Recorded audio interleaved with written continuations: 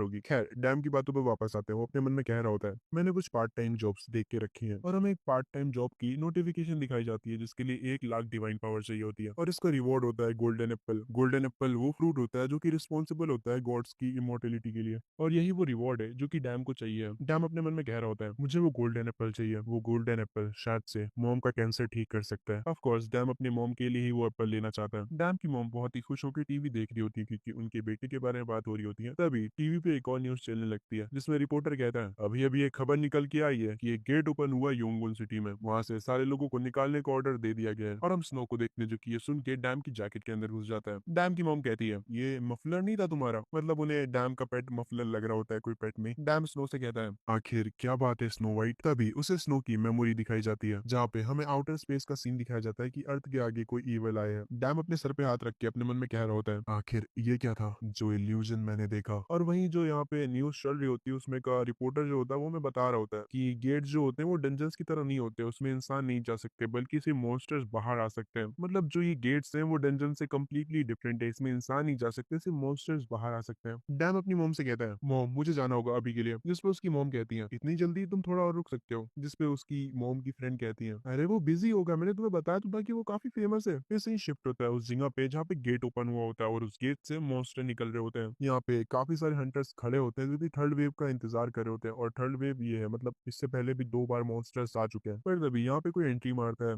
और कह रहा होता है तो यहाँ पर है वो गेट है ना। और नीचे वाल बाकी के हंटर्स लड़ रहे होते हैं और ये बंदा अपना डैम होता है जो कि कह रहा होता है चलो चलते हैं आगे। मॉन्स्टर्स की थर्ड वेव भी खत्म हो जाती है। एक हंटर कहता है कि मॉन्स्टर की थर्ड वेव भी खत्म हो गई है जिसपे दूर से इनका टीम लीडर चिल्लाते हुए कहता है अभी के लिए सब जाओ ब्रेक ले लो जब तक अगली वेव नहीं आती पर अच्छे से रहना रिपोर्टर्स तुम्हें देख रहे हैं। पर तभी एक हंटर की नजर ऊपर पहाड़ी पे पड़ती है और वो देखता है कि वहाँ पे कोई लड़का खड़ा है और ये अपना डैम होता है। वो भागते हुए अपने टीम लीडर के पास जाता है उन्हें ये बात बताने के लिए। पर टीम लीडर गुस्से में उसी को कॉलर पकड़ के कहने लगता है आखिर तुम फॉर्मेशन से बाहर कैसे निकले। मैंने कहा था ना कि रिपोर्टर्स यहीं पे हैं। जिसपे वो हंटर कहता है अरे ये वो चीज नहीं है ऊपर देखिए ऊपर। और ऊपर हमारा डैम खड़ा होता है। टीम लीडर कहता है वो क्या चीज है। जिसपे वो हंटर कहता है मुझे लगता है कोई सिविलियन दिखाई दिया वहां पर। टीम लीडर कहता है सिविलियन पर यहाँ पर आना तो मना था ना। और ये देख के टीम लीडर अपने टीम मेंबर का मुंह पकड़ के गुस्से में कहता है तो आखिर तू यहाँ पर कर क्या रहा है बे। जाओ और उसे लेकर आओ। और ये सब होते हुए रिपोर्टर्स देख रहे होते हैं। वो आपस में बातें करने लगते हैं तुम्हें क्या लगता है वहां पर क्या हो रहा है। मुझे लगता है कि एक सिविलियन दिखाई दिया है पर मैंने सुना था कि टीम लीडर काफी बढ़िया बंदा है।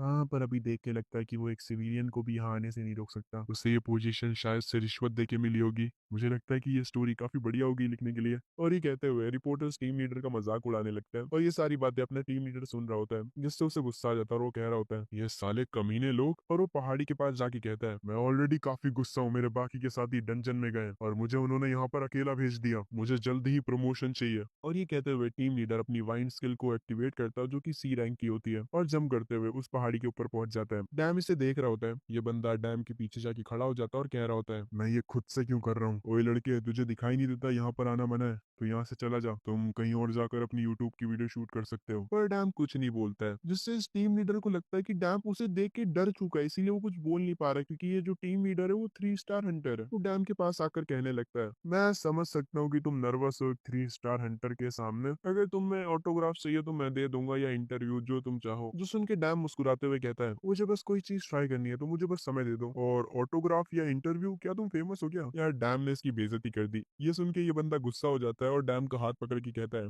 हे क्या तुमने मुझे इग्नोर करा। हम स्नो वाइट को देखते हैं जो कि थोड़ा गुस्से में लग रहा होता है। डैम टीम लीडर से कहता है आखिर तुम क्या कर रहे हो। टीम लीडर मुस्कुराते हुए कहता है एक रैंडम कमीना भी मुझे नीचा दिखा रहा है। ये देखने के बाद कि तुम एक कमजोर पेट लिए घूम रहे हो ये तो मैं समझ चुका हूँ कि तुम एक अननोन एंटर हो जो कि फेमस होने का ट्राई कर रहे हैं। तुम्हें अपनी जगह पता होनी चाहिए और अगर तुम्हें ये चीज समझ नहीं आती तो शायद पिटने के बाद समझ आ जाए। और ये कहते हुए टीम लीडर डैम के ऊपर पंच मारता है पर डैम इसे बहुत ही आसानी से डॉज कर लेता है और उल्टा टीम लीडर के पैर पे पैर रख के उसे पहाड़ी से गिराने वाला होता है। पर गिरते समय टीम लीडर का हाथ पकड़ लेता है और कह रहा होता है अरे क्या तुम ठीक हो। मुझे माफ करना मैं ये करना नहीं चाहता था। पर एक 3 स्टार हंटर को ऐसे ही अपने मुक्के नहीं मारने चाहिए किसी को भी। इस उनके टीम लीडर और एम्बेरस हो जाता है और वो कह रहा होता है तू साले कमीने तो इस बार बच गया पर तुझे पता भी है मैं कौन हूँ। और दोबारा से डैम के ऊपर एक और पंच मारता है पर उसे भी डैम बहुत ही आसानी से डॉज कर लेता है। डैम कहता है अरे एक सेकंड रुको मेरे भाई हम लड़ सकते हैं पर क्या ये ठीक रहेगा। मेरा मतलब है कि हमें काफी सारे लोग देख रहे हैं पर हम देखते हैं कि सारे के सारे रिपोर्टर्स जो होते हैं वो डैम और टीम लीडर को ही देख रहे होते हैं और यही कह रहे होते हैं कि उनकी तरफ कैमरा करो। टीम लीडर और गुस्से में आ जाता है और कहता है तू कमीने तूने ये सब जानबूझ के किया है ना। तभी उनमें से एक रिपोर्टर डैम को देखने के बाद कहती है हे वो लड़का तो वो है ना जिसने मेज डंजन को क्लियर करा था सैनगुन गिल्ड के साथ मिलकर। एक न्यू मॉन्स्टर हंटर यू डैम आ चुका है यहाँ पर। ये सब सुनने के बाद टीम लीडर अपने मन में कह रहा होता है, क्या ये कमीना वो यू डैम है, वो बेस्ट हंटर जिसे सैनगुन गिल्ड के मास्टर ने भी एक्नॉलेज किया है। डैम कहता है, अरे यार हम उनकी नजर में आ गए। डैम रिपोर्टर्स को आवाज देते हुए चिल्लाते हुए कहता है, रिपोर्टर्स अच्छी अच्छी पिक्चर्स लेना, तुम जल्द ही एक अच्छी खबर सुनने वाले हो। डैम पीछे टीम लीडर की तरफ देखते हुए कहता है, तुम कुछ देर पहले क्या कह रहे थे, एक रैंडम बंदा तुम्हें नीचा दिखा रहा है और तुम उससे पीटने के बाद सुधार दोगे। वेल अपनी आंखें खुली रखो और देखो ये रैंडम बंदा क्या क्या कर सकता है। डैम उस गेट की तरफ बढ़ रहा होता है, जो देख के रिपोर्टर्स और टीम लीडर दोनों ही हैरान होता है। और डैम उस गेट में जंप लगाने वाला होता है और वो उस गेट के अंदर चला जाता है, जिसकी वजह से गेट के आसपास काफी ज्यादा धुआं आने लगता है। और हमें गेट्स के बारे में थोड़ा डिटेल में बताया जाता है कि ये जो गेट्स हैं वो 10 साल पहले खुलना शुरू हुए थे। एक तो ये सारे गेट्स 10 साल पहले खुलना शुरू क्यों होते हैं यार। खैर हमें आगे बताया जाता है गेट से सिर्फ कमजोर मॉन्स्टर्स ही बाहर आते हैं और ये गेट कुछ समय बाद नेचुरली डिसअपेयर हो जाता है। हम इसे रोड एक्सीडेंट की तरह ट्रीट करते हैं। गेट के पास खड़े हुए सारे लोग यही कह रहे होते हैं, क्या वो बंदा गेट के अंदर चला गया। वेल ये लोग इतने क्यूरियस इसलिए हैं क्योंकि गेट्स के अंदर ह्यूमंस नहीं जा सकते। और यहाँ पर हम गेट के अंदर का सीन देखते हैं जहाँ पे हमें नोटिफिकेशन आ रही होती है, तुम्हारा स्टेटस चेक करा जा रहा है, रिजल्ट में आया है कि तुम लोवेस्ट क्लास के गॉड हो, तुम इस दुनिया में आ सकते हो, तुम इस दुनिया की दूसरी साइड में आ चुके हो और अंधेरा तुम पे नजर रखे है। तभी हम डैम को देखते हैं जो कि गेट के अंदर होता है और अपने मन में कह रहा होता है, मैं बिल्कुल सही था, ये वो गेट था जो कि स्नो वाइट की मेमोरी में था। अगर इसे गॉड्स ने बनाया है और इसमें इंसान नहीं आ सकते हैं तो फिर इसका मतलब हुआ यहाँ पर सिर्फ गॉड्स आ सकते हैं। आखिर उन्होंने यहाँ पर इंसान का आना मना क्यों करें। थॉर ने कहा था कि डंजन बने इंसान को टेस्ट करने के लिए, चलो पहले थोड़ा यहाँ पे एक्सप्लोर करते हैं। पर जैसे ही डैम आगे बढ़ने चलता है वो बैरियर से टकरा जाता है। वो उसे देखने लगता है और उसके पार जाने की कोशिश करने लगता है, पर तभी सिस्टम की नोटिफिकेशन आती है कि तुम्हारे पास इनफ डिवाइन पावर नहीं है, तुम इसके अंदर नहीं जा सकते, अंधेरा अभी भी तुम पे नजर रखे हुए है। जो देख के डैम गुस्सा हो जाता है और उस बैरियर पे अपने पंचेस और किक्स थ्रो करने लगता है, यहाँ तक कि अपना सर भी मारने लगता है कि भाई खुल जाओ। पर ऑफ कोर्स उसके पास इनफ डिवाइन पावर नहीं है, इसलिए वो अंदर नहीं जा सकता। डैम थोड़ी देर में फ्रस्ट्रेटेड हो जाता है और चिल्लाने लगता है और कह रहा होता है, ये साली डिवाइन पावर में इसके बिना बाहर भी नहीं जा सकता। और आगे डैम बैठ जाता है और कहता है, मेरे पास कोई और रास्ता नहीं है, मुझे लगता है कि मेरा गोल सिर्फ एक ही है, स्नो वाइट मेरे साथ रहना। डैम केव की तरफ देखता है और कहता है, मैं जिस वक्त यहाँ पर आया था मैंने इसे देख लिया था पर मैं अंदर नहीं जाना चाहता था, पर चलो चल के उनके चेहरे देखते हैं। इस गेट के ओनर का चेहरा। डैम उस केव के अंदर चला जाता है और कह रहा होता है, अगर मैं सच बोलूं तो आखिर यहाँ पर इतने सारे मॉन्स्टर्स क्यों हैं। मुझे लगा था कि अगर मैं इस गेट के बॉस को मार दूंगा तो मैं इसको क्लियर कर सकता हूँ जैसे बाकी के डंजन्स होते हैं, पर अभी तक मुझे इसके बारे में कोई क्लू नहीं मिला है। पर कुछ तो डिफरेंट है अगर मैं इसे बाकी के डंजन से कंपेयर करूँ तो। जो मॉन्स्टर्स डंजन्स में होते हैं उन्हें प्रोग्राम किया जाता है रोबोट्स की तरह लड़ने के लिए,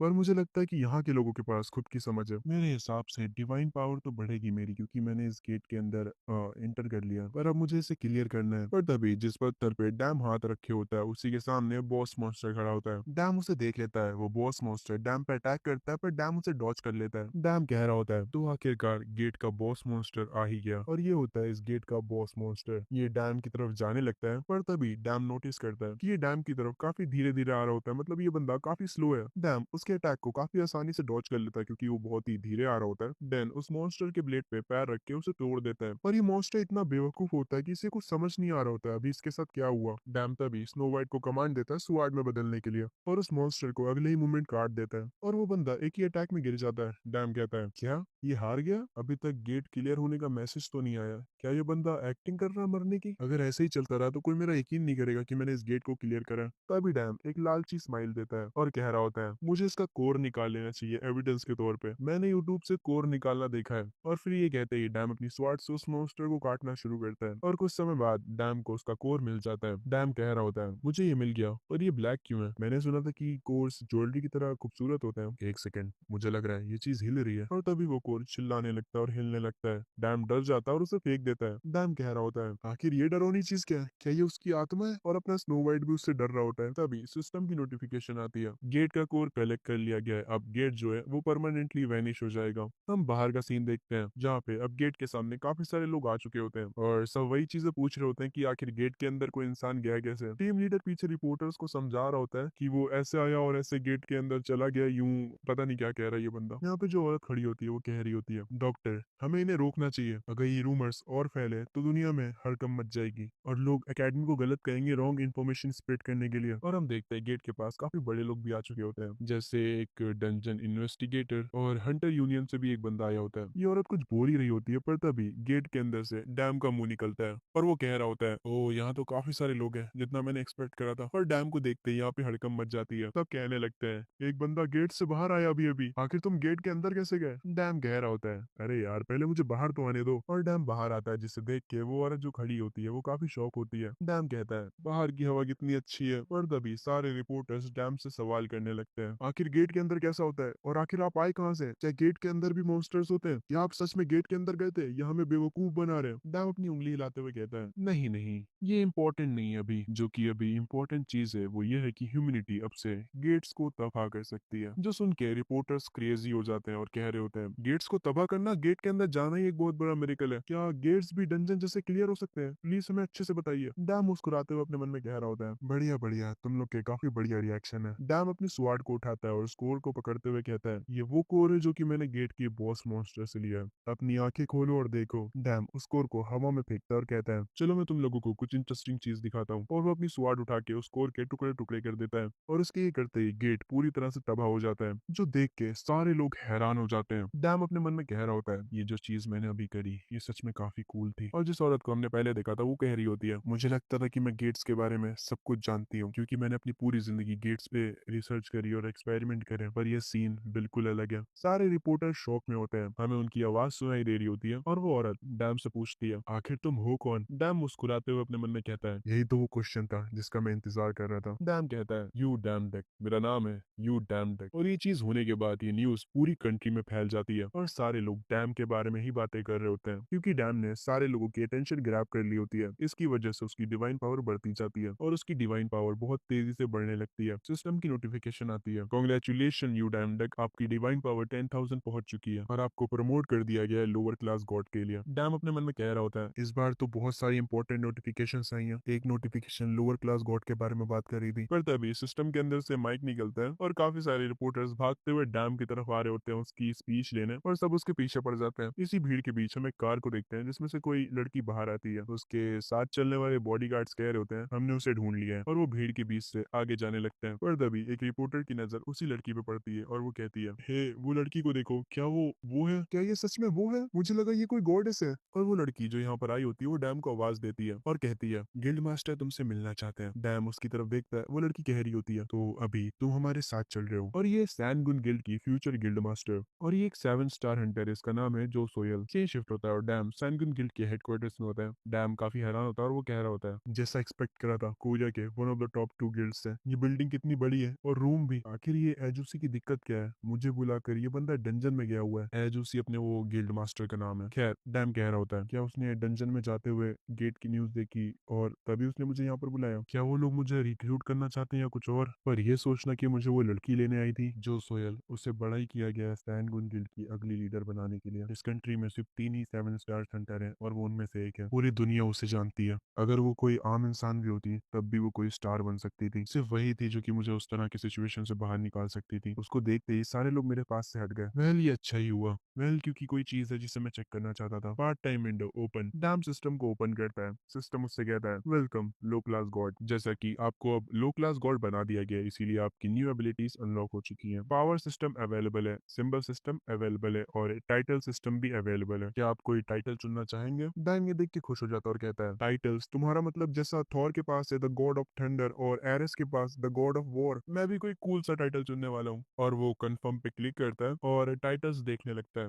पर अगले ही मोमेंट वो काफी ज्यादा हैरान हो जाता है और शॉक हो जाता है, क्योंकि जो टाइटल्स के नेम्स थे वो थे God of fan, God of fly sweater, God of water bottle, God of chairs. Dam गुस्से में होता है और कहता है, ये सब क्या है? आखिर गॉड के ऐसे नाम कब से होने लगे? God of fly sweater? मुझसे मजाक मत करो, मैं कोई अच्छा टाइटल ढूंढने वाला हूँ, मुझे एक अच्छा टाइटल चाहिए। और 1 घंटे तक ढूंढने के बाद डैम को फाइनली एक टाइटल मिल जाता है, और वो होता है द गॉड ऑफ स्वाड। डैम मुस्कुराते हुए कहता है, स्वाड गॉड, ये मेरे टैलेंट के साथ बढ़िया रहेगा। ठीक है, मैं स्वाड गॉड टाइटल को चुनता हूँ। और वो उस टाइटल को चूज कर लेता है। सिस्टम में से एक लाइट निकलती है जो कि डैम के चेस्ट में चली जाती है, और डैम को हल्का सा झटका लगता है और वो जमीन पे बैठ जाता है। उसके बाद सिस्टम की नोटिफिकेशन आती है, कॉन्ग्रेचुलेशन यू डैम डक, आज से आप स्वाड गॉड है, किसी अननोन गॉडेस ने आपको ब्लेस करा है। डैम शांति से बैठ जाता है और कह रहा होता है, एक टाइटल के लिए मुझे कितनी मेहनत करनी पड़ी। अगर मैं सोचूं, जब मुझे टैलेंट मिला था तब मैं बेहोश हो गया था, पर इस बार नहीं हुआ। सिस्टम की नोटिफिकेशन आती है, प्लीज स्वाड गॉड की पावर को चुनिए, और काफी सारी पावर्स उसके सामने ओपन हो जाती हैं। डैम हैरान होता है और कहता है, पावर? क्या मैं फाइनली गॉड की पावर को यूज करने वाला हूँ? डैम उन पावर्स को ध्यान से देख रहा होता है और कह रहा होता है, ये सारी चीजें डिवाइन पावर के बारे में बात कर रही हैं। वेल, मुझे चिंता नहीं करनी चाहिए ये ऐसा नहीं कि मैं गॉड्स के स्टोर से कोई महंगी चीज खरीद रहा हूँ, ये सब कुछ मेरा हो जाएगा अगर मैं अपना लेवल बढ़ाता रहता हूँ। यहाँ पर कोई ड्रामेटिक एबिलिटीज नहीं है जिन पावर्स को मैं स्टार्टिंग में चूज कर सकता हूँ। तो मेरी पहली पावर होगी इंट्यूशन, मैं इसे चूज करता हूँ और डैम अपनी पावर को चूज कर लेता है। सिस्टम उसकी प्रोफाइल को अपडेट करता है पर हम डैम की प्रोफाइल देखते हैं और जो पावर डैम ने सेलेक्ट करी है वो पावर सिक्स सेंस को अनलॉक करती है।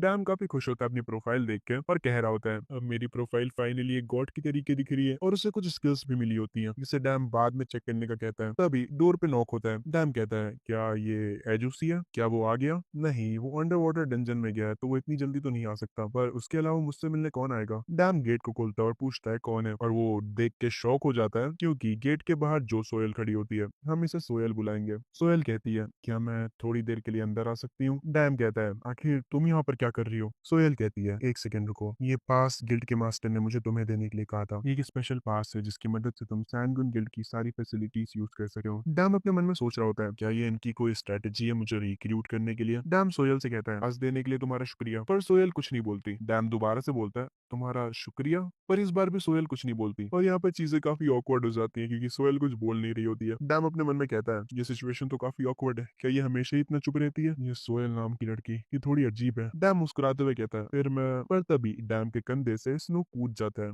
और हम देखते हैं कि जो स्नो होता है वो सोयल के ऊपर जम करता है। स्नो हटो अब मेरी बारी है। खैर ये देख के जो अपना डैम होता है वो काफी हैरान हो जाता है और वो सोयल से माफी मांगने लगता है और कहता है मुझे माफ करना, ये बंदा नॉर्मल नहीं है। पर सोयल हल्की सी स्माइल के साथ कहती है ये ठीक है, ये समनेड एनिमल काफी क्यूट है और स्नो को पेट करने लगती है और ये आगे डैम से कहती है क्या मैं इसे स्नैक दे सकती हूँ? इस पे डैम कहता है ठीक है और वो अपनी पॉकेट से कुछ खाने के लिए निकालती है और उसे स्नो को दे देती है। डैम अपने मन में कह रहा होता है पिछले दिन ये साला स्नो हॉस्पिटल के स्टाफ को देख भी नहीं रहा था, आखिर इसे सोयल में ऐसा क्या दिख गया? क्या इसे खूबसूरत औरतें पसंद है? ये साला कमीना। देखो तुम लोग कंफ्यूज मत होना, जो स्नो वाइट है वो मोस्टली मेल हो सकता है। डैम आगे अपने मन में कह रहा होता है आखिर ये खिला क्या रही है स्नो को? और वो सोयल से पूछता है क्या ये सीड स्नैक है? जिसपे सोयल उसे बताती है ये न्यूट्रिशन सप्लीमेंट है, मतलब ये नट है जो कि बॉडी के लिए अच्छे होते हैं। तो स्नो वापस से डैम के पास आ जाता है। सोयल कहती है तुमसे मिलकर आज अच्छा लगा, बाद में मिलते हैं स्नो वाइट। और ये कहते हुए सोयल यहाँ से चली जाती है। डैम कह रहा होता है इस लड़की से बात करना सच में काफी मुश्किल था। और वो स्नो से कहता है मुझे लगता है तुम्हें वो पसंद आ गई, तुमने उसकी दी हुई चीज बिना हेसिटेशन के खा ली, तुम तो उसके प्यार में गिर गए हो। पर तभी डैम को कुछ रियलाइज होता है और वो कहता है एक सेकंड, उसने स्नो वाइट को उसके नाम से बुलाया था, अगर मैं ये चीज सोचूं तो क्या मैंने उसको स्नो वाइट का नाम बताया था? और हम सोयल को देखते हैं जो कि यहाँ से जा रही होती है और उसके चेहरे पे एक हल्की सी मुस्कुराहट होती है। आगे डैम गूगल पे सर्च कर रहा होता है कि स्टॉकिंग से कैसे डील करें। इस बंदे को सोयल इसकी स्टॉकर लग रही है। डैम सोच रहा होता है और कह रहा होता है सोयल आखिर मुझे इसके साथ क्या करना चाहिए? ये लड़की ठीक तो लगती है पर किसे पता अगर ये स्टॉकर हुई तो? तभी सिस्टम की नोटिफिकेशन आती है। डैम उस पर ध्यान नहीं देता पर अगले ही मोमेंट उसे बहुत सारी नोटिफिकेशन आती है। डैम चिल्लाते हुए कहता है क्या है, अभी मैं बहुत बिजी हूँ। सिस्टम बताता है एक पार्ट टाइम जॉब मिली है। डैम कहता है एक डिजायर्ड पार्ट टाइम जॉब, और हम इस बार की उस पार्ट टाइम जॉब को देखते हैं और वो जॉब होती है सरबरस को खाना खिलाने की। और ये जॉब हेडस ने दी होती है, द गॉड ऑफ अंडरवर्ल्ड, और इसके लिए डिवाइन पावर चाहिए होती है 10,000 जो कि अपने डैम के पास है। और इस जॉब के डिस्क्रिप्शन में हेडस बताता है कि वो बिजनेस ट्रिप के लिए ओलंपस जा रहा है 3 दिनों के लिए, तो उसे बस कोई ऐसा इंसान चाहिए जो कि सरबरस को खाना खिला सके और इसका पेमेंट होता है 200 हेडस, आई मीन ये उनकी करेंसी है। पर इस जॉब के लिए कोई भी गॉड अप्लाई नहीं कर रहा होता, जिससे तंग आकर हेडस प्राइस डबल कर देता है और डबल प्राइस सुनते ही अपना लालची डैम बहुत जोश में आ जाता है और कह रहा होता है ठीक है क्या डबल प्राइस, अभी वो स्टॉकर लड़की कोई इंपॉर्टेंट नहीं है, मैं भूखा मर जाऊंगा पर ये जॉब जरूर करूंगा। और वो उस जॉब को एक्सेप्ट कर लेता है। एंड द नेक्स्ट मोमेंट हमें अंडरवर्ल्ड का सीन दिखाया जाता है जहाँ पे डैम टेलीपोर्ट हो रहा होता है। डैम कहता है मुझे धीरे धीरे ऐसे गिरने की आदत पड़ती जा रही है, पर तभी डैम की आंखों पे कोई बंदा रोशनी मार रहा होता है। डैम कहता है ये क्या है, क्या तुम मुझे अंधा करना चाहते हो? और हम एक डरावने दिखने वाले बंदे को देखते हैं जो कि लैंप लिए डैम के सामने खड़ा होता है और इसे देख के डैम की फट जाती है। डैम जल्दी से खड़ा होता है और वो देखता है कि वो एक बोट पे है। वो अपने आसपास देखने लगता है, पर तभी वो सामने वाला बंदा कहता है तुम मरे नहीं हो, ये स्टिक्स रिवर है, वो जगह जहाँ पर मरे हुए लोग आते हैं। ये ऐसी रिवर है जिन्हें जिंदा लोग क्रॉस नहीं कर सके। ये सुन के डैम अपने मन में कहता है स्टिक्स रिवर, इसका मतलब मिथोलॉजी के हिसाब से ये बंदा कैरोन द बोटमैन है। डैम मुस्कुराते हुए कहता है मैं यहाँ पर कुछ काम से आया हूँ, क्या तुम मेरी मदद कर सकते हो रिवर को क्रॉस करने में? पर वो बंदा कहता है वापस चला जा बच्चे। जो सुन के डैम को गुस्सा आता है। वो कहता है तो मुझे बताओ कि मैं हेडस से कहाँ पर मिल सकता हूँ? जो सुन के कैरोन को गुस्सा आ जाता है। वो कहता है तेरे जैसा कोई हमारे हाइनेस का नाम इतनी आसानी से कैसे ले सकता है? डैम थोड़ा चौड़ में बोलता है ऑफ कोर्स मैं उसे हेडस बुलाऊंगा, मुझे उसे और क्या बुलाना चाहिए? क्या मुझे उसे उसके टाइटल से बुलाना चाहिए, गॉड ऑफ अंडरवर्ल्ड या किंग ऑफ अंडरवर्ल्ड या हिज मैजेस्टी? कैरॉन डैम के पास आता है और कहता है, तुझे अपनी जिंदगी प्यारी नहीं है क्या? डैम कहता है, मेरा भी सेम क्वेश्चन है, तुम ही वो थे जिसने मुझे पहले चिढ़ाया था। कैरॉन गुस्सा होता है और अपना वेपन निकाल के कहता है, मैं तुझे पहले ही वार्निंग देता हूँ, वापस चला जा, तेरे जैसे लो क्लास के गॉड यहाँ पर सूली पे चढ़े हुए होते हैं। डैम मस्ती मजाक कर रहा होता है और कह रहा होता है, ओ माय गॉड, तुम तो सच में बुरे बंदे हो। कैरॉन कहता है, बकवास, ये तुम्हारा आखिरी मौका है बच्चे, यहाँ से चले जाओ। पर डैम इसे मिडल फिंगर दिखाता है, जो देख के कैरॉन काफी गुस्सा हो जाता है और कह रहा होता है, तू कितना घमंडी है, ठीक है, अगर तू मरना ही चाहता है तो मैं तुझे मार दूंगा। और ये बोल के डैम पे अटैक कर देता है। डैम कैरॉन के अटैक्स को काफी इजीली डॉज कर लेता है। कैरॉन उस पर बार बार अटैक किए जा रहा होता है। डैम मुस्कुराता है और स्नो व्हाइट को कमांड देता है। कैरॉन कह रहा होता है, मर जाओ, फिर मैं तुम्हें इस बोट पे सफर करने दूंगा। और जैसे ही कैरॉन डैम पे अटैक करने चलता है, तब तक डैम के हाथों में वेपन आ चुकी होती है और डैम उस वेपन से कैरॉन के वेपन को तोड़ देता है। और हम दूर से ही देख सकते हैं कौन सी वेपन है।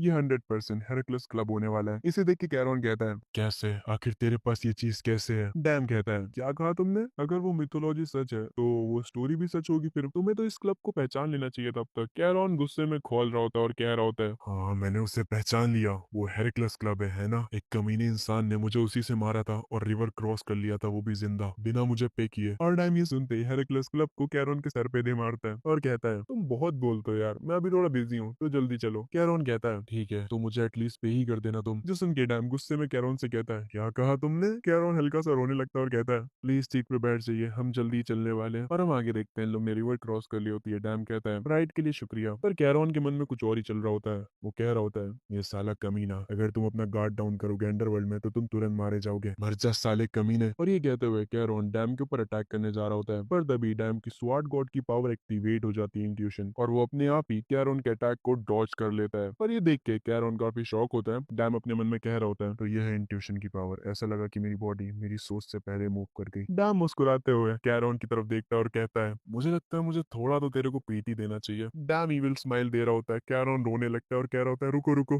पर अगले ही मोमेंट डैम ने कैरॉन को कुत्ता बना दिया होता है और कह रहा होता है, फालतू में मेरा टाइम वेस्ट करा तूने। पर तभी डैम को किसी लड़की की आवाज आती है जो कह रही होती है, क्या तुम सरप्लस के इंचार्ज हो? हम उस लड़की को देखते हैं जो कि कह रही होती है, क्या तुम पार्ट टाइमर हो? और ये लड़की कोई और नहीं बल्कि the goddess of underworld and flowers है, पर्सेफोनी। मुझे नहीं पता कि मैं इनका नाम सही प्रोनाउंस कर रहा हूँ कि नहीं। पर्सेफोनी कहती है, तुमसे मिलकर अच्छा लगा। मेरे हस्बैंड गुस्सा कर रहे थे कि किसी ने भी इस जॉब के लिए अप्लाई नहीं करा, अगर तुम इसके लिए अप्लाई नहीं करते तो वो ये सब मुझ पे छोड़ देते हैं। डैम कहता है, जी हाँ, मेरा नाम है यू डैम डक। और अपने मन में कह रहा होता है, अगर हेडेस इसका पति है तो क्या ये पर्सिफोनी है? पर्सिफोनी कहती है, तो चलो मैं तुम्हें वो जगह दिखाती हूँ जहाँ पे सरब्रस रहता है। और ये लोग आगे निकल जाते हैं। पर्सिफोनी कह रही होती है, सरब्रस काफी दूर रहता है, पहले हम सरब्रस को फ्रंट डोर पे ही रखते थे, पर मेरे हस्बैंड ने वो करने से मना करा। डैम कहता है, पर क्यों? जिसपे पर्सिफोनी कहती है, क्योंकि पार्ट टाइमर्स सरब्रस को देखते ही भाग जाते हैं, इसीलिए मेरे हस्बैंड ने सोचा कि पहले वो कैरोन से निकले ताकि उनकी स्किल्स का पता चल सके और उसके बाद वो सरब्रस से डील करे। डैम कहता है, अच्छा तो वो मेरा फर्स्ट टेस्ट था। डैम अपने मन में कह रहा होता है, ऑफ कोर्स मैं ये चीजें समझ सकता हूँ, मिथोलॉजी के हिसाब से सरब्रस काफी ज्यादा भयानक मॉन्स्टर है जिससे the warden of the underworld भी कहा जाता है। मैं थोड़ा नर्वस हो रहा हूँ। पर तभी डैम में अचानक से जोश आ जाता है। वो अपने मन में कह रहा होता है, अरे मैं चिंता क्यों कर रहा हूँ, मैं ग्रेट स्वार्ड गॉड हूँ, अगर वो सरब्रस भी हुआ तो क्या हुआ, आखिरी में है तो कुत्ता ही। मैं तुम्हें पहले ही बता दे रहा हूँ, आगे इस बंदे की फटने वाली है। परसेफोनी कहती है, हम आ गए, वो हमारे सामने ही है। और हम हेल का गेट देखते हैं जिसके आगे बैठा होता है सरब्रस। और इन लोगों को देख के सरब्रस उठा है और थोड़ा पास आता है। और अगले ही पैनल में डैम को पता चल जाता है कि उसके बहुत बड़े वाले लग चुके हैं। डैम खड़ा होता है चुपचाप, क्योंकि उसे पता था उसका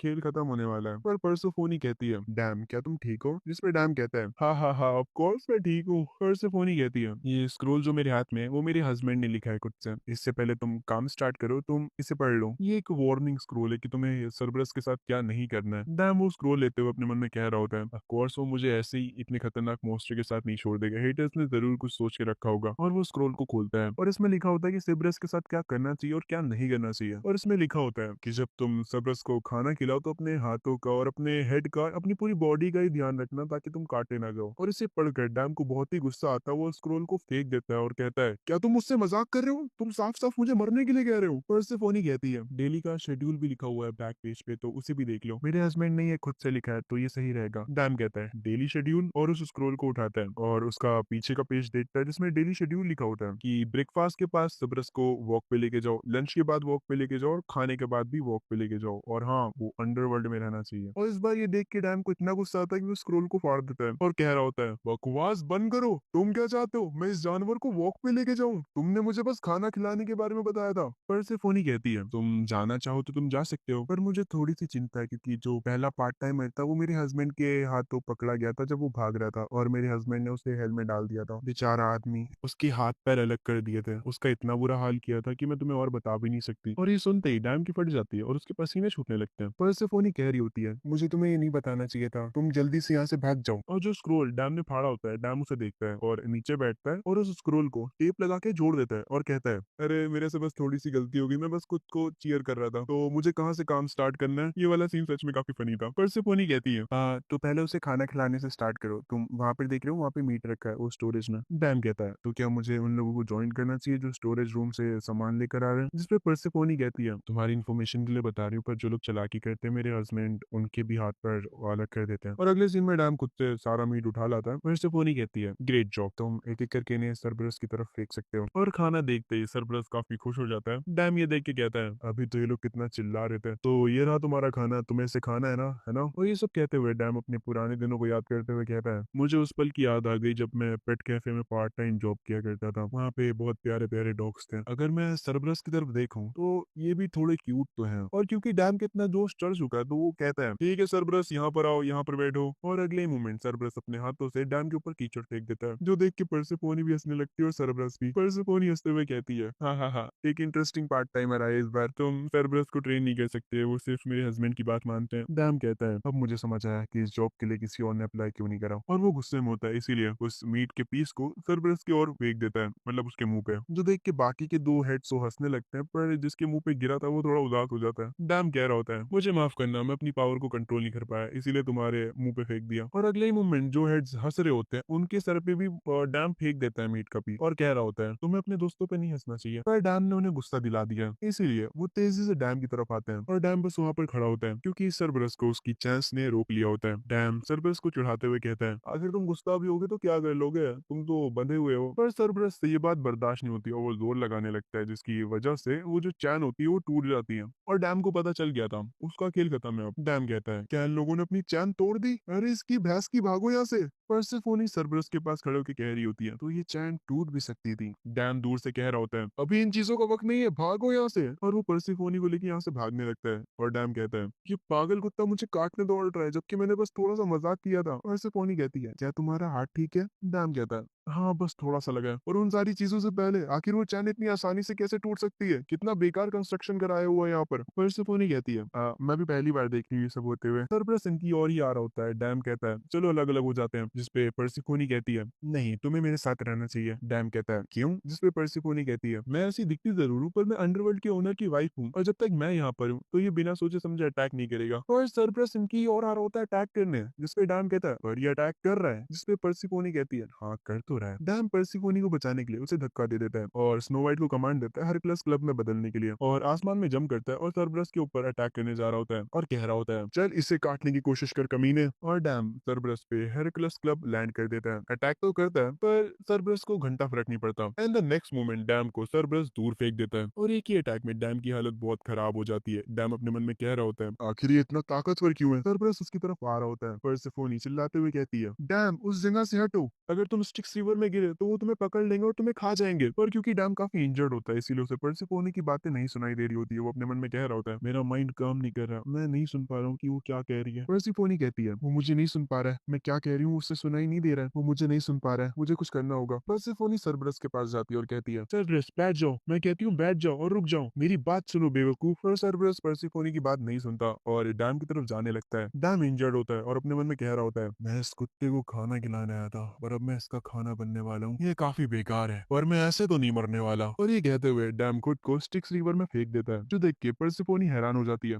डैम स्टिक्स रिवर के अंदर होता है और कह रहा होता है, ये पानी इतना ठंडा क्यों है, मैं अपनी उंगली भी नहीं हिला पा रहा हूँ, क्या मैं मरने वाला हूँ। ऐसा लग रहा है जैसे कि मैं अपने सपनों में डूब रहा हूँ। जो भी चीजें मेरे साथ अब तक हुई और वो सारी पार्ट टाइम जॉब जो मैंने करी, मेरी पूरी जिंदगी, क्या वो बस एक इल्यूजन था। बहुत सारी चीजें थी जो कि मैं गॉड स्टोर से लेना चाहता था पर मैं कुछ भी नहीं ले पाया। ऐसा लगता है कि मेरी मेमोरीज के साथ मेरी बॉडी भी डूब रही है, शायद मरते वक्त मुझे ये फ्लैशबैक्स आ रहे हैं। पर तभी हम देखते हैं स्नो को, जो कि पानी में आ रहा होता है डैम को बचाने के लिए। डैम कह रहा होता है, स्नो वाइट मत आओ इधर, एटलीस्ट तुम्हें जिंदा रहना चाहिए। पर स्नो तैरते हुए डैम के पास आता है और उसे पकड़ लेता है और उसकी नाक पे जोर से काटता है, जिससे उसके खून निकलने लगता है। पर आखिरकार डैम को होश आ जाता है और वो नोटिस करता है कि इस रिवर में जो मरे हुए लोग हैं वो उसे पकड़ने का ट्राई कर रहे हैं, और वो लोग उसे पकड़ भी लेते हैं, उसका हाथ पकड़ लेते हैं, उसका गला पकड़ लेते हैं। डैम बेहोश हो रहा होता है, पर तभी उसे रेड फीस का हैमर याद आता है और उसे वो स्किल याद आती है जो कि उसके पास थी डवार्फ हैमर की, और वो उस स्किल को एक्टिवेट करता है और उसके हाथों में एक हैमर आ जाता है। वो सारे के सारे मरे हुए लोगों को अपने से दूर कर देता है और उस स्किल को एक्टिवेट करता है और उसे डेड्स पे मारता है, जिसके इम्पैक्ट से वो उससे थोड़ा दूर हो जाते हैं। डैम थोड़ा ऊपर आ जाता है पर वो सांस नहीं ले पा रहा था। वो जल्दी से तैरने लगता है ताकि वो ऊपर पहुंच सके, और वो ऊपर आ भी जाता है। वो किनारे पे आ जाता है और कह रहा होता है मैं मौत से बच के आ गया। पर जैसे ही वो ऊपर आता है और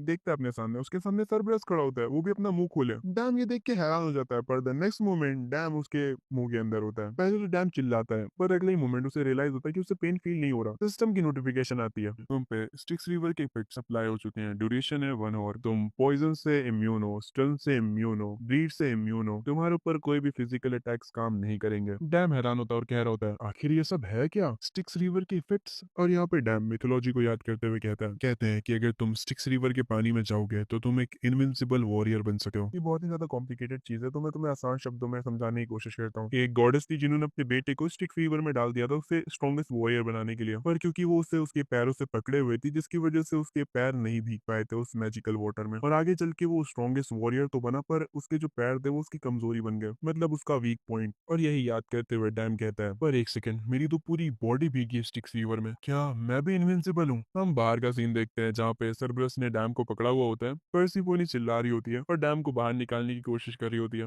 पर सरब्रस डैम से खेल रहा होता है, लिटरली खेल रहा होता है वो बंदा, और आखिर में जाके वो डैम को थूक देता है। पर्सिफोनी जल्दी से उसके पास जाके कहती है क्या तुम ठीक हो, पर डैम को देखने के बाद वो कहती है छी कितना गंदा ही है। जो सुन के डैम कहता है जो बंदा अभी अभी मौत से बच के आया तुम मुझसे गंदा बुला रही हो। पर्सिफोनी कहती है मुझे माफ करना, पर क्या तुम ठीक हो। डैम कहता है आखिर कोई स्टिक्स रिवर में गिरा है तो वो ठीक कैसे होगा, मैं बस बाहर आया हूँ। पर्सिफोनी कहती है तुम वहां से बाहर आ गए। डैम कहता है हाँ मैंने अपना हैमर घुमाकर। पर्सिफोनी हैरान होती है और कहती है हैमर घुमाकर, मैंने कभी ऐसी चीज के बारे में नहीं सुना। सरब्रस दोबारा से डैम के पास आता है और इस बार उसका हाथ चबाने लगता है और उसे उठाकर इधर से उधर फेंक रहा होता है। पर सरब्रस नोटिस करता है कि डैम को कुछ घंटा फर्क नहीं पड़ रहा होता है, बल्कि डैम कह रहा होता है क्या तुम्हारा हो गया, या मैं तुम्हारे लिए कुछ ज्यादा ही टफ हूँ, मुझे खुजली भी नहीं हो रही है यार। पर्सिफोनी ये सब देख के अपने मन में कह रही होती है ये नहीं हो सकता, सरब्रस ने उसे काटा है और वो एक लो क्लास गॉड है, आखिर वो ठीक कैसे है। ये मत कहना कि ये इमोर्टेलिटी की ब्लेसिंग है। पर ऑफ कोर्स इस वक्त डैम के ऊपर स्टिंग्स रिवर का इफेक्ट होता है। डैम कह रहा होता है अरे यार मैंने तुम्हें खाना दिया, तुम हो वो जिसने नहीं खाया, तो अब हम वॉक पे चले डॉगी। और हमें सिस्टम के थ्रू दिखाया जाता है कि हाँ इस वक्त डैम के पास इमोर्टेलिटी की ब्लेसिंग है, ज्यादा टाइम के लिए नहीं, 1 घंटे के लिए बस। सरबस ये बातें सुन के काफी ज्यादा गुस्से में होता है और घुर्रा रहा होता है, जो देख के डैम कहता है ये सब बेकार है यार, फिर भी तुम घुर्रा रहे हो, मैं तुम्हें वॉक पे लेके नहीं जाऊंगा अगर तुम यही करते रहे तो। जो सुन के सरबस शांत हो जाता है और वापस जाने लगता है पीछे की ओर। डैम अपने मन में कहता है पेट शॉप में ये चीज काफी काम आती थी, तो तुम बाकी के डॉग से थोड़े अलग हो। और हम देखते हैं सरबरस अपनी चैन को अपने मुंह से पकड़ता है और उसे डैम के सामने फेंक देता है, और डैम को देखने लगता है, मतलब कह रहा होता है कि भाई चलो वॉक पे चलो। जो देख के डैम कहता है आखिर हो तो तुम एक डॉग ही। डैम उसकी चैंस को पकड़ता है। पीछे से परसेफोनी कहती है काफी टाइम हो चुका है सरबरस को वॉक पे जाए हुए, तो जितना धीरे हो सके उतना धीरे ले जाना इसे। डैम कहता है मैं समझ गया, फिक्र मत करिए, मैं इस पार्ट टाइम जॉब में एक्सपर्ट हूँ, मुझे डॉग्स का प्रेसिडेंट कहते थे पेट शॉप में, ये कुछ भी नहीं है मेरे लिए। पर अगले ही मोमेंट डैम ने जो चांस पकड़ी थी, सरब्रस भागने लगता है और डैम को अपने पीछे खींच लेता है और उसे घिसलाते हुए ले जा रहा होता है। कभी उसका सर पत्थर पे लग रहा होता है तो कभी वो घिसड़ रहा होता है। डैम इस पूरे टाइम चिल्लाए जा रहा होता है, और इस चीज की वजह से डैम की एक स्किल भी अनलॉक हो जाती है जो कि होती है वाइंड स्पीड। डैम इसे देख रहा होता है, पर तभी पर्सेफोनी अपनी पावर का यूज करती है और डैम के पीछे भागते हुए आती है और डैम से कहती है अपनी डिवाइन पावर का इस्तेमाल करो अपनी बॉडी को ताकतवर बनाने के लिए। पर डैम को समझ नहीं आ रहा होता और वो अपने मन में कह रहा होता है आखिर ये सर्बरस की स्पीड को मैच कैसे कर पा रही है। पर्सेफोनी कहती है मैंने कहा अपने शरीर को ताकतवर करो डिवाइन पावर का इस्तेमाल करके, सर्बरस काफी ज्यादा ताकतवर है, आखिर तुम अपनी डिवाइन पावर को इस्तेमाल क्यों नहीं कर रहे हो। ये सुन के डैम अपने मन में कहता है इस्तेमाल, क्या वो कोई स्टेट नहीं था, इसका मतलब मैं उसे यूज कर सकता हूँ। डैम चिल्लाते हुए कहता है पर मैं इसे यूज कैसे करूँ। पर्सेफोनी शौक होती है और कहती है ये मत कहना कि तुम्हें डिवाइन पावर यूज करनी नहीं आती। डैम कहता है नहीं आती। जो सुन के पर्सेफोनी पूरी शौक हो जाती है और कहती है नॉनसेंस, आखिर ऐसा कैसे हो सकता है। डैम कह रहा होता है अरे मैं सच कह रहा हूँ, मुझे यूज करनी नहीं आती, और आखिर ये कुत्ता कितनी देर तक भागने वाला है। पर्सेफोनी जल्दी से भागते हुए आती है और कहती है उस फीलिंग को याद करो जब तुम पावर यूज करते हो। डैम चिल्ला के कह रहा होता है मुझे कुछ समझ नहीं आ रहा। पर्सेफोनी कहती है बस जल्दी करो। डैम अपनी आंखें बंद करता है और अपने मन में कह रहा होता है उस फीलिंग को याद करो जब मैं पावर पावर यूज करता हूँ। अगर मैं अपनी पावर के बारे में सोचूं तो वो अपने आप ही एक्टिवेट हो गई थी जब मैं कैरोन से लड़ रहा था। परसेफोनी कहती है उसे एक इमेज के तौर पे याद करो और ऐसा समझो कि तुम पानी को कंट्रोल करो अपनी बॉडी के अंदर। डैम अपनी आंखें वापस से बंद करता है और कहता है एक इमेज पानी को कंट्रोल करना, और वो जैसे ही अपनी आंखें खोलता है वो सरब्रस की चैन को कस के खींचता है अपनी ओर और उसे रोक लेता है। मतलब उसने अपनी डिवाइन पावर यूज कर ली। डैम कहता है तो ये फाइनली रुक गया। पीछे से परसिफोनी कहती है बढ़िया, ऐसे ही फोकस करो और डिवाइन पावर का यूज करके अपने उस बॉडी पार्ट को ताकतवर बनाओ जिसको तुम बनाना चाहते हो। सरब्रस भी अपनी चैन खींच रहा होता है जिसकी वजह से डैम थोड़ा थोड़ा आगे जा रहा होता है। डैम परसिफोनी की बातों को याद करते हुए कहता है मैं अपने किसी बॉडी पार्ट को स्ट्रॉन्ग बनाऊं, और वो अपने हाथों को ताकतवर बना लेता है और वो सरब्रस को अपनी ओर इतनी तेजी से खींचता है कि वो उसे पूरा हवा में फेंक देता है। सरब्रस परसिफोनी के ऊपर से होते हुए जाके आगे गिरता है। डैम कहता है आज के लिए इतनी वॉक काफी है, चलो वापस चलते हैं। पर सरब्रस नहीं मानता, जिसपे डैम कहता है तुम मना कर रहे हो तो चलो मैं तुम्हें इस तरह से लेकर जाऊंगा, और डैम सरब्रस को घसीटते हुए लेके जाने लगता है। जो चीज परसिफोनी देख के थोड़ा हैरान होती है वो डैम से जाके कहती है ये तुम्हारा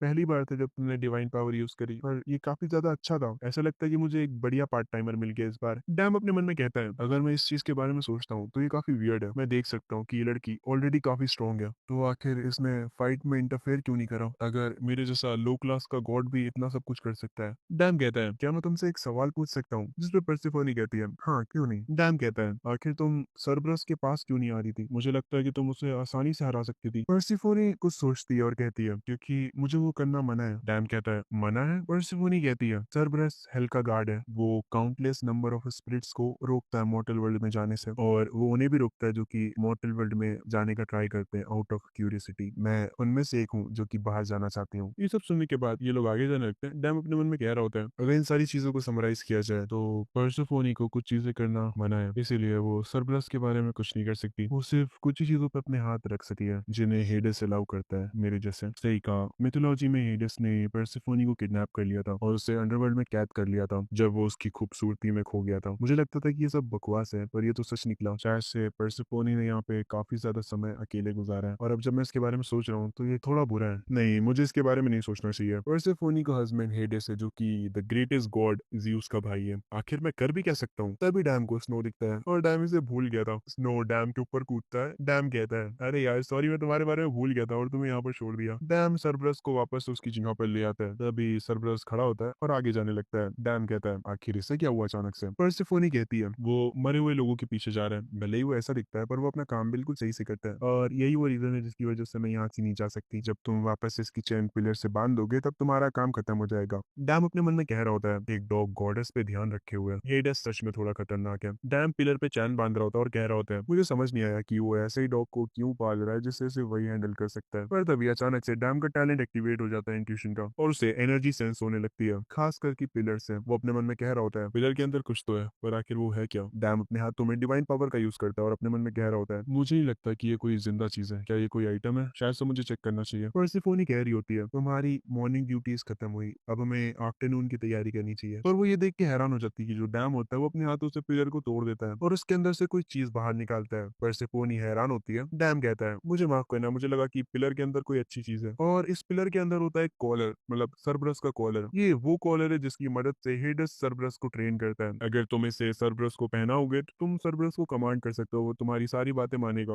परसिफोनी ये देख के कहती है ये सोचना कि उसने इसे यहाँ पर छुपा के रखा था, मैं इसे नहीं ढूंढ पा रही थी चाहे मैं जितना कोशिश कर लूं। आखिर तुमने इसे कैसे ढूंढा। डैम कहता है अगर मैं समझाने की कोशिश करूं तो शायद से एक हंट, पर क्या ये कॉलर इतना ज्यादा अच्छा है। परसिफोनी कहती है ऑफ कोर्स सरब्रस सिंबल है अंडरवर्ल्ड का, और अगर तुम सरब्रस को कमांड कर रहे हो इसका मतलब है तुम पूरे के पूरे अंडरवर्ल्ड को कमांड कर रहे हो। डैम उस कॉलर को देखते हुए कहता है सच कहूं तो मुझे ये एक नॉर्मल डॉग कॉलर लग रहा है, अगर ये इतना खास है तो शायद से मैं इसे यूज नहीं कर सकता है ना, आखिरकार ये हेडस की प्रॉपर्टी है। पर परसिफोनी कुछ सोच रही होती है और डैम से कहती है फर्क नहीं पड़ता। डैम कहता है सच में। परसिफोनी कहती है पहले ये ऐसा नहीं कि उसने इसे यूज करने के लिए मना किया है, मेरा हस्बैंड मुझसे हमेशा कहता है इस कॉलर को ढूंढने के लिए, और कहता है कि अगर मैंने इसे ढूंढ लिया तो वो मुझे सरब्रस को ट्रेन करने देगा। डैम अपने मन में कह रहा होता है शायद से इसके और इसके हस्बैंड के बीच काफी सारी चीजें चल रही हैं। वेल मैं ऐसे मौके को जान ही नहीं दे सकता, इसकी मदद से ये पार्ट टाइम जॉब काफी ज्यादा आसान हो जाएगी।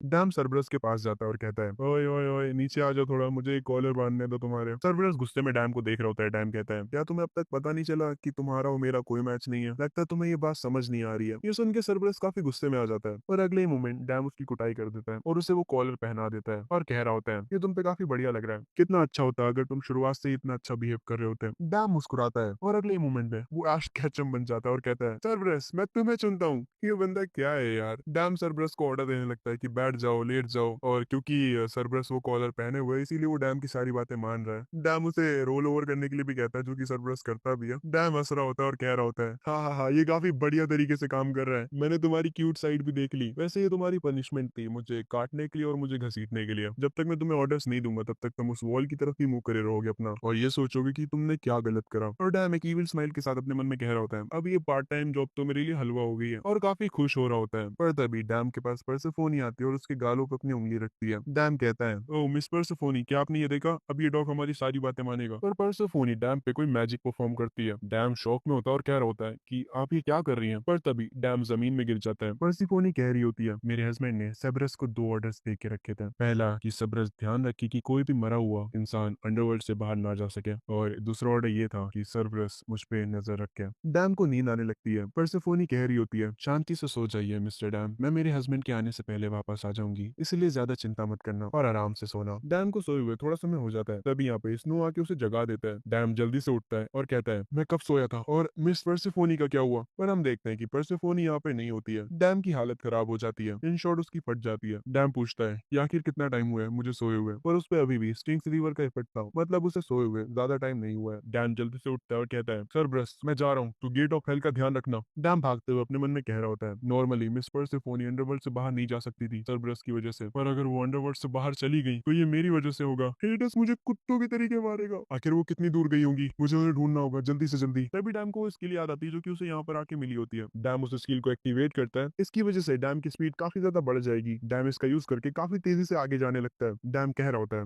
ये स्किल तो काफी ज्यादा फास्ट है, ओके तो मुझे इस स्किल को एक्टिवेट करने का ट्राई करना चाहिए अपनी डिवाइन पावर के साथ। और ये चीज करने के बाद डैम आसमान में काफी लंबी जंप लगाता है और वो इधर उधर देखने लगता है। तभी उसे परसेफोनी दिख जाती है, जो कि कैरोन की बोट पे होती है और यहाँ से जा रही होती है और किनारे पे पहुंचने ही वाली होती है। पर तभी परसेफोनी को कोई आवाज आती है जिसपे वो कहती है, वो आवाज कैसी थी? क्या मैंने कोई पत्थर को हिट करा? पर ये अपना डैम होता है जो कि उसकी बोट को पकड़ लेता है। परसेफोनी ये देख के काफी ज्यादा शॉक होती है। डैम कह रहा होता है, आखिर आप इतनी जल्दी में जा कहाँ रही हैं? आपने मुझसे कहा था कि स्टिक्स रिवर को कोई क्रॉस नहीं कर सकता, और आखिर आप ही क्यों क्रॉस कर रही है इसे? और वो चिल्लाने लगता है, जिसपे परसेफोनी कहती है, मुझे माफ करना, मैं बस अपनी मदर को देखने जा रही थी। डैम हैरान होता है और कहता है, तो आपने ये पहले से प्लान करके रखा था? परसेफोनी कहती है, अरे फिक्र मत करो, अभी भी 2 दिन बचे मेरे हस्बैंड को वापस आने में, और जो मैं तुम्हें बताने जा रही हूँ ये एक सीक्रेट है, पर मैं कभी पकड़ी नहीं गई हूँ। जिसपे डैम काफी हैरान होता है और अपने मन में कह रहा होता है, तो इसका मतलब ये इसका पहली बार नहीं था। तब इनकी बोट एक पत्थर से टकरा जाती है और वो थोड़ी सी टूट जाती है, जिसकी वजह से पानी अंदर आने लगता है बोट के। डैम अपने मन में कह रहा होता है, मुझे ये लगता है कि बोट होल्ड बैक कर पाएगी जब तक हम किनारे तक पहुंचेंगे। और वो देखता है कि अभी तक स्टिक्स रिवर का इफेक्ट उसके ऊपर है,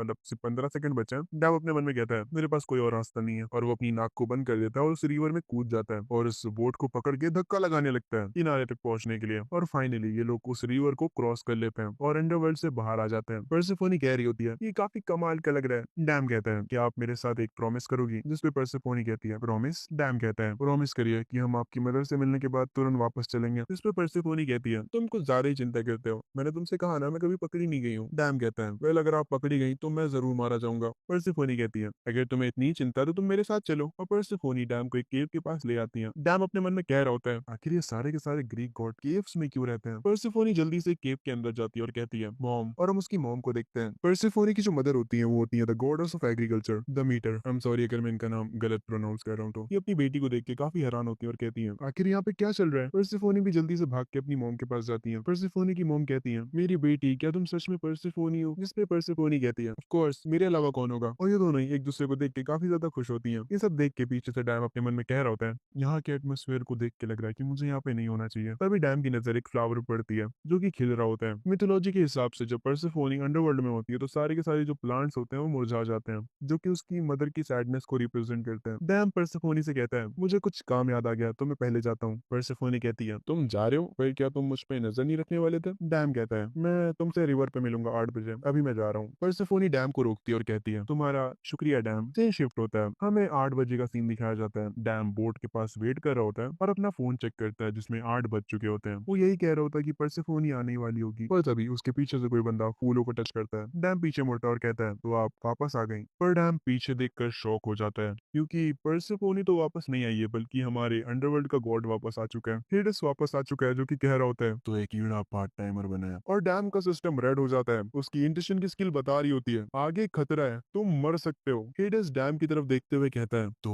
वो कहाँ पर है मेरी बीवी परसेफोनी। हेडिस को देख के डैम की फट चुकी होती है। वो अपने मन में कह रहा होता है ऐसा लग रहा है जैसे मेरी बॉडी कांप रही है उसके मुंह से कुछ शब्द सुनने के बाद। क्या ये हेडिस है? आखिर ये यहाँ पे कैसे आ गया? हेडिस डैम के पास आता है और कहता है क्या तुम बेवकूफ हो? मुझे समझ नहीं आ रहा है कि तुम्हारे जैसे किसी ने सरब्रस का कॉलर कैसे ढूंढ लिया और परसेफोनी की मदद करी यहाँ से भागने में। डैम की फटी पड़ी होती है। हेडिस आगे कहता है वेल फर्क नहीं पड़ता, मर जाओ। और हेडिस डैम को मार नहीं जा रहा होता है, पर तभी हमें परसेफोनी की आवाज आती है जो कि कह रही होती है तुम्हें क्या लगता है तुम क्या कर रहे हो? क्या तुम एक इनोसेंट गॉड को मारने का ट्राई कर रहे हो? हेडिस परसेफोनी की तरफ देख के कहता है परसेफोनी आखिर तुम कहाँ पर थी? परसेफोनी हेडिस के पास आती है और कहती है वो तुम थे जो कि पार्ट टाइमर्स को कहते रहते थे सरब्रस को कॉलर ढूंढने के लिए, और हमने उसे ढूंढ लिया जैसा तुम चाहते थे, तो अब तुम गुस्सा क्यों हो रहे हो? हेडिस कहता है ठीक है, पर बिना बताए भागना थोड़ा ज्यादा नहीं हो गया? परसेफोनी कहती है भागना? मैं बस अपनी मॉम से मिलने गई थी। हेडिस कहता है फिर भी तुम्हें कुछ कह के जाना चाहिए था। परसेफोनी कहती है क्या मुझे तुम्हें सारी चीजें बताने की जरूरत है? क्या तुम मुझे बच्चों की तरह ट्रीट कर रहे हो? परसेफोनी लिटरली अंडरवर्ल्ड के गॉड को डांट रही है। ये सब दूर से डैम देख रहा होता है और वो अपने मन में कह रहा होता है क्या हेडिस शर्मा रहा है? और हेडिस आगे परसेफोनी से कहता है मुझे बस तुम्हारी चिंता थी। डैम ये देख के अपने मन में कहता है ये बंदा रोमांटिक भी है। परसेफोनी एक पोर्टल खोलती है और उसमें से एक गिफ्ट जैसा कुछ निकाल के कहती है मेरे पास बहुत कुछ है कहने को, और बाकी की बातें हम अंडरवर्ल्ड में करेंगे, इसे बोनस समझना डैम। और वो गिफ्ट डैम को पकड़ा देती है। हेडिस कहता है तुम उसे जिंदा छोड़ रही हो और आखिर तुमने उसे क्या दिया है? परसेफोनी कहती है उसने अपनी पार्ट टाइम जॉब बहुत अच्छे से करी इसीलिए मैं उसे गिफ्ट दे रही हूँ, समझे नैरो माइंडेड। परसेफोनी डैम से कहती है मैं तुम्हारी पेमेंट का ख्याल रखूंगी, तो सिस्टम को रिपोर्ट मत करना, और हाँ दोबारा यहाँ पर भटक मत जाना। और हम पीछे हेडिस को उदास देखते हैं। वेल वो क्यों उदास है? क्योंकि उसको परसेफोनी ने नैरो माइंडेड का उसकी पसंदीदा औरत ने। तुम क्यों खुश हो रहे हो भाऊ? तुम्हारे पास नहीं है। क्योंकि डैम की जॉब खत्म हो जाती है इसीलिए वो वापस अपने वर्ल्ड में टेलीपोर्ट हो जाता है। डैम उठता है और कहता है आखिर कितनी बार मैं पार्ट टाइम जॉब में मरते मरते बचाऊं? ऐसा लगता है जितना मैं पार्ट टाइम जॉब करते जा रहा हूँ उतनी मेरी जिंदगी कम होती जा रही है। डैम उस गिफ्ट को उठाता है और कहता है उसने कहा कि ये बोनस है इसीलिए मैंने बिना कुछ सोचे समझे ये ले लिया, और ये क्या हो सकता है? और वो उसे खोलने लगता है और वो उस बॉक्स को खोलने के बाद हैरान हो जाता है। उसके अंदर एक फॉरबिडन फ्रूट था। फॉरबिडन फ्रूट यूजर को अलाउ करता है सही और गलत में फर्क करने के लिए। और दूसरा होता है गोल्डन एप्पल जो कि इमोर्टेलिटी का सिंबल है, और इसके असर से यूजर हमेशा के लिए यंग रहेगा। डैम ये देख के हैरान रह जाता है और कहता है गोल्डन एप्पल, क्या मॉम इसे यूज कर सकती है? पर क्या इंसान गॉड्स के फ्रूट को खा भी सकता है? और वो गोल्डन एप्पल को हाथ में पकड़ता है और उसे रख देता है, और फिर वो फॉरबिडन फ्रूट को उठाता है और कहता है तो ये है फॉरबिडन फ्रूट, क्या इसे खाना पड़ेगा? यही शिफ्ट होता है हॉस्पिटल में जहाँ पे डॉक्टर कह रहे होते हैं ये एक मिरेकल है, आपकी बॉडी से सारे के सारे कैंसर सेल्स गायब हो चुके हैं, आखिर ऐसा कैसे हो सकता है? डैम की मम कहती है डॉक्टर क्या ये सच है? डॉक्टर कहते हैं हाँ, पर इसे एक्सप्लेन करना काफी ज्यादा मुश्किल है क्योंकि मॉडर्न मेडिकल टर्म्स के हिसाब से इसे एक्सप्लेन नहीं किया जा सकता ये कैसे हुआ। और ये सुन के डैम की मॉम काफी इमोशनल हो जाती है और कहती है ऐसा मिरेकल कैसे हो सकता है? डैम कहता है मॉम मैंने आपसे कहा था कि अब हमारे साथ सिर्फ अच्छी चीजें होने वाली हैं। और अपने मन में कह रहा होता है गोल्डन एप्पल काम कर गया, ये अच्छा हुआ कि मैंने उसका छिलका नहीं उतारा, मुझे लगा कि इफेक्ट शायद से कम हो जाए। और यहाँ पे हम देखते हैं कि गोल्डन एप्पल का जूस बना के डैम ने अपनी मॉम को पिलाया होता है। डैम कहता है डॉक्टर्स ने कहा है कि आप हेल्दी हैं तो अब आप डिस्चार्ज हो सके हैं, तो चलिए मॉम हमारे घर। और डैम की मॉम फाइनली हॉस्पिटल से डिस्चार्ज हो जाती हैं। डैम उन्हें टैक्सी में बिठाता है और खुद भी बैठ जाता है और वो कह रहा होता है मिस्टर हमें होसियोंग बैनवॉल जाना है। ड्राइवर कहता है उधर से होके जाना हमारे लिए ठीक रहेगा, जिसपे डैम कहता है पर हमें उधर से पास पड़ेगा है ना? ड्राइवर कहता है मुझे लगता है कि अभी तक आपने सुना नहीं है पर उस एरिया के आसपास एक डिजास्टर आ चुका है, ये हर तरफ न्यूज में चल रहा है। और ड्राइवर ये कहकर रेडियो ऑन करता है जिसपे न्यूज चल रही होती है योइडो पार्क के पास एक डंजन अपीयर हुआ है, हम वहां से सारे सिटीजन्स को दूर ले जा रहे हैं, काफी सारे गिल्ड्स और सोलो हंटर्स वहां पर आ रहे हैं डंजन को इन्वेस्टिगेट करने के लिए। डैम की मॉम डैम से कहती है डैम मैं अकेली जा सकती हूँ तो तुम्हें जाना चाहिए, उन्हें तुम्हारी जरूरत है डंजन में है ना? मैं इंतजार नहीं कर सकती तुम्हें टीवी पे देखने के लिए। और अगले मोमेंट डैम टैक्सी से उतर जाता है। उसकी मॉम कह रही होती है मैं तुम्हें टीवी पे देखूंगी तो अपना ध्यान रखना। डैम कहता है ठीक है अपना ख्याल रखिएगा। और डैम उस लोकेशन पे जाने लगता है जहाँ पे वो डंजन अपीयर हुआ था। डैम उस डंजन को देखता है और कहता है इस डंजन में काफी लड़ाई होने वाली है क्योंकि ये काफी ज्यादा बड़ा डंजन था। खैर डैम आगे कहता है मुझे लगता है कि मुझे दोबारा से पूरी रात काम करना पड़ेगा, क्या तुम तैयार हो स्नो? चलो चलते हैं।